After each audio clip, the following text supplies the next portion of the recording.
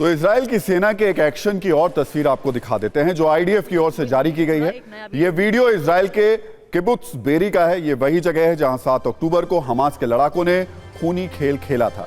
इस वीडियो में आप देख सकते हैं तेजी से एक गाड़ी आकर बैरिकेड से टकराती है। इसके बाद गाड़ी से 2 हथियारबंद लोग निकलते हैं। दावा है दोनों हमास के लड़ाके हैं। इसके बाद इजराइल की पुलिस इन लड़ाकों पर ताबड़तोड़ फायरिंग करती है और दोनों को मार गिराती है।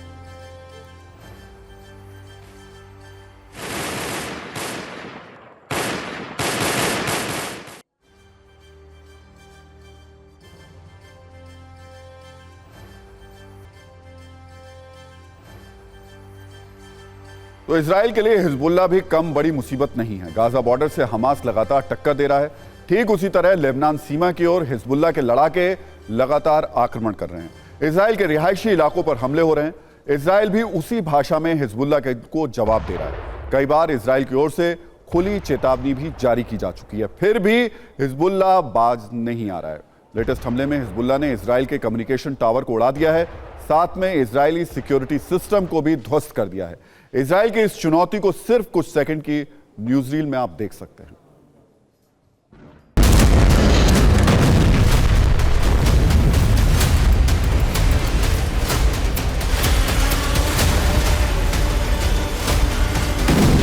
पहली बार है कि इजराइल की सेना ने लेबनान के अंदर जाकर उन पोस्ट पर स्ट्राइक किया है जो हिजबुल्लाह के पोस्ट हैं। हमने अपने कैमरे पर दिखाया है कि कितने करीब एक दूसरे के पोस्ट हैं और लगातार जो कार्रवाई हो रही थी उसका जवाब देते हुए इजरायली सेना अंदर घुसी, उन पोस्ट को खत्म किया और फिर वो वापस आ गई। तो आप देखिए तो बीते 12 घंटे के अंदर दोनों फ्रंट पर, चाहे गाजा बॉर्डर हो चाहे लेबनान बॉर्डर हो, आईडीएफ ने बड़ी कार्रवाई की है।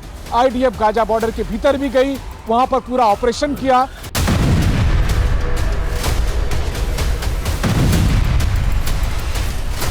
בצפון המדינה, גבול לבנון, כוחות צה"ל נחושים בקו המגע. אנחנו תוקפים באופן מיידי כל חוליית חיזבאללה שמעוניינת או מנסה לפגוע באזרחי ישראל.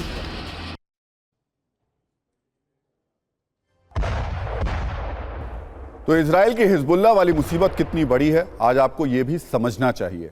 आपको बताते हैं हिजबुल्लाह किन घातक हथियारों के साथ नेतन्याहू आर्मी को खुली चुनौती दे रहा है। हथियारों की बात करें तो हिजबुल्लाह के पास AK-47, RPG, Dragunov sniper rifle, heavy machine gun, KPV heavy machine guns हैं। टैंक की बात करें तो हिजबुल्लाह के पास T-55, T-72, BMP-1 infantry fighting vehicle और M113 मॉडिफाइड सिविलियन व्हीकल है। मिसाइल और आर्टिलरी में भी हिजबुल्लाह कम पीछे नहीं है। इसके पास कत्यूशा रॉकेट, फतेह 110, M300, फजर 3 और फजर 5, जलजल 2 मौजूद हैं जिसका वो इस्तेमाल भी कर रहा है। एंटी टैंक वेपन की बात करें तो 9M14 माल युक्ता, 9K 111 फैगोट, 9M133 कार्नेट E मौजूद हैं। हिजबुल्लाह की ड्रोन शक्ति भी कमजोर नहीं है। मिरसाद 1 और मिरसाद 2, शाहिद 129 जैसे घातक हथियार उसके पास में है। रॉकेट की बात करें तो आयश 250, खैबर 1 जैसे रॉकेट उसके पास हैं।